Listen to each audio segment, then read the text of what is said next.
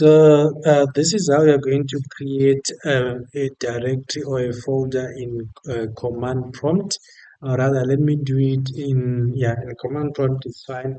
I'm going to use the command md space, then I will say testing 1212.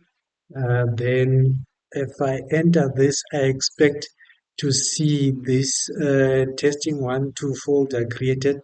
So I'm going to open my file explorer, then go to um, Windows, then users, then my users, there is normal, and thus I'm expecting to see the file called testing 12. Here is the file.